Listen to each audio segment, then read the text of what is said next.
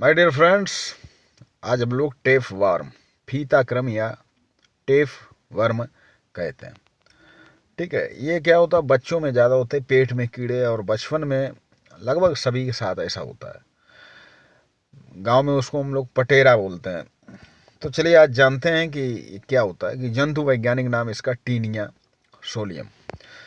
आवास एवं बाह्य आकार, ये भी अंतः परजीवी जंतु है और इसका शरीर लंबा एवं फीते के समान चपटा होता है, इसलिए इसे फीता क्रमी कहते हैं। इसका शरीर 3 भागों में बटा होता है, सिर या स्कोलेक्स, उसके बाद ग्रीवा या गर्दन, उसके बाद स्ट्रोविला।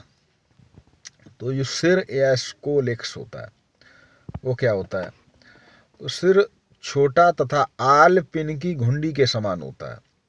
इसके अगले भाग पर एक उभरी रचना होती है जिसे शीर्षाग्र या रोस्टेलम कहते हैं, और ये रोस्टेलम पर 32 कांटे या हुक होते हैं। सिर के पीछे लंबा पतला छोटा भाग ग्रीवा हो कहलाता है। ये अखंडित इस भाग के नीचे की ओर हमेशा नए नए खंडों का निर्माण होता रहता है, यानी कि ये बढ़ता रहता है। स्ट्रोविला, ग्रीवा के पीछे का भाग संपूर्ण भाग स्ट्रोविला कहलाता है। इसमें लगभग 1000 खंड होते हैं। प्रत्येक खंड में नर तथा मादा जनन अंग होते हैं। प्रत्येक खंड में जीवन चक्र क्या है कि जब फीता क्रम का पूर्ण विकास हो जाता है तो ये खंडों में टूटने लगता है, और जिसे विखंडन कहते हैं। और विखंडन में फीता क्रम टूट टूट कर पोषक प्राणी के साथ मल में अधिक संख्या में बाहर निकलते हैं। जी हाँ, इनके शरीर का टूटना पिछले भाग से शुरू होता है और इस भाग में निषेचित अंडे विकसित होते रहते हैं। ये लार्वा सफेद रंग के पतले होते हैं और ये लार्वा हेक्साकैंथ कहलाते हैं।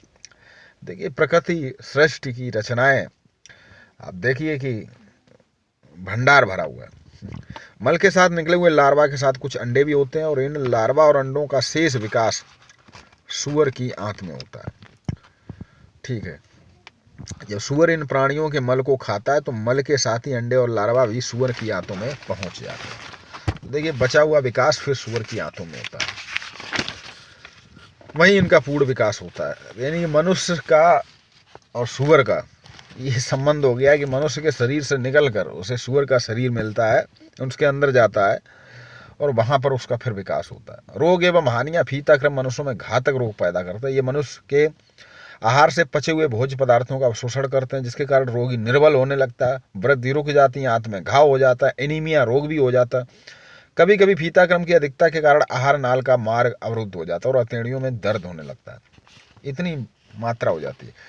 नियंत्रण रोकथाम ये है कि जो लोग सूअर का मांस खाते हैं, पोर्क, पहले तो भगवान ने इतनी साग सब्जियां बनाई, उन्हें खाएं धुल के।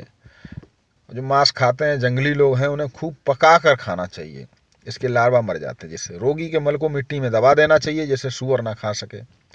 इसलिए बाहर जो खुले में शौच मना किया जाता है। कई सारी बीमारियां होती हैं। डॉक्टर की सलाह से रोगी को एटव्राइनी नामक औषधि देनी चाहिए। थाइमोल या मेटा क्रीम दस्त के लिए दी जाती है, जिससे दस्त के साथ अंडे बाहर निकल आते हैं। तो जानकारी ही बचाव है, और इस प्रकार की छोटी छोटी गंभीर बीमारियों से बचें। तो ये था टेफ वर्म यानी कि फीता क्रम।